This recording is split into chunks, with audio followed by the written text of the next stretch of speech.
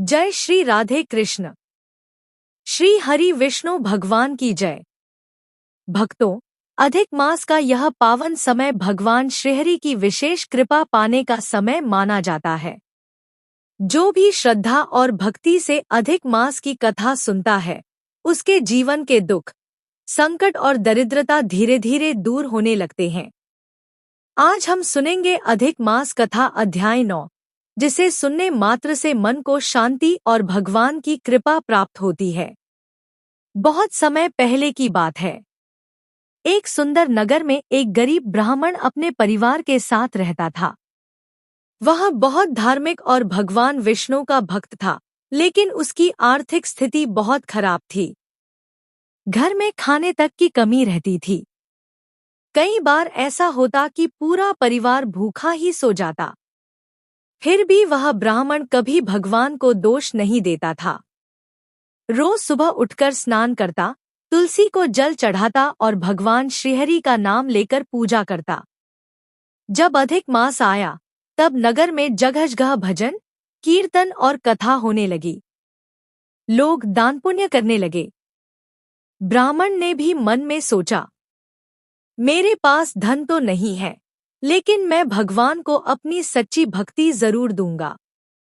उसने संकल्प लिया कि पूरे अधिक मास में रोज भगवान विष्णु की कथा सुनेगा, दीपक जलाएगा और जितना हो सके उतना दान करेगा। एक दिन उसकी पत्नी बोली, घर में अन्न नहीं है, बच्चों को भूख लगी है, फिर भी आप पूजा पाठ में लगे रहते हैं। आखिर भगवान हमारी सुनते क्यों नहीं? ब्राह्मण मुस्कुराकर बोला, भगवान देर जरूर करते हैं, लेकिन भक्तों को कभी भूलते नहीं। उस रात ब्राह्मण बहुत दुखी मन से भगवान विष्णु के सामने बैठ गया। आंखों में आंसू थे। उसने हाथ जोड़कर कहा, हे प्रभु, मैं धन नहीं मांगता, बस इतना आशीर्वाद दीजिए कि मेरा परिवार भूखा न रहे और मेरी भक्ति कभी कम न हो। इतना कहकर वह वहीं सो गया। रात में उसे एक अद्भुत सपना दिखाई दिया। सपने में स्वयं भगवान विष्णु प्रकट हुए। उनके चारों ओर दिव्य प्रकाश फैला हुआ था।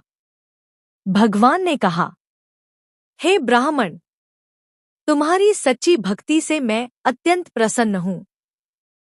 अधिक मास में जो मनुष्य सच्चे मन से मेरा स्मरण करता है, मैं उसकी सभी परेशानियां दूर कर देता हूँ।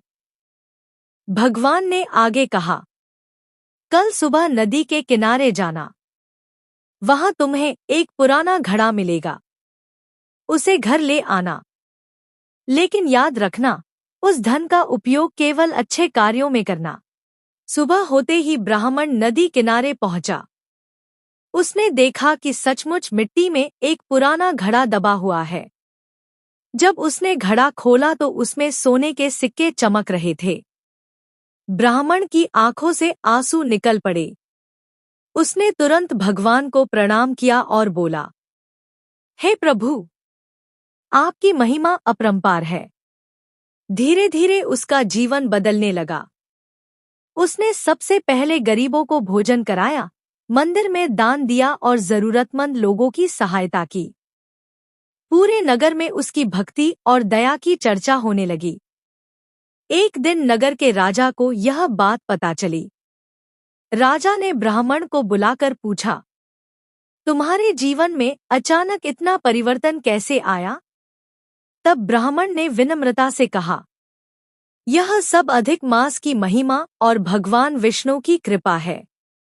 जो व्यक्ति इस महीने में सच्चे मन से पूजा, दान और कथा करता है, भगवान उसकी झोली खुशियों से भर देते हैं। राजा यह सुनकर बहुत प्रभावित हुआ। उसने भी अधिक मास में व्रत और दान करना शुरू कर दिया। कहा जाता है कि उस नगर में जो भी व्यक्ति अधिक मास की कथा श्रद्धा से सुनता था, उसके घर में सुख शांति बनी रहती थी। धीरे धीरे पूरा नगर भगवान भक्ति में लीन हो गया। भक्तों, इस कथा से हमें यही शिक्षा मिलती है कि भगवान केवल धन दौलत नहीं देखते, वे सच्ची भक्ति देखते हैं। अधिक मास में जो व्यक्ति श्रद्धा से भगवान विष्णु का नाम लेता है, कथा सुनता है, दान पुण्य करता है, उसके जीवन के दुख धीरे धीरे समाप्त होने लगते हैं। इसलिए हमें भी अधिक मास में भगवान का स्मरण करना चाहिए और जरूरतमंद लोगों की सहायता करनी चाहिए। श्री हरि विष्णु भगवान की जय। अधिक मास की जय। राधे राधे।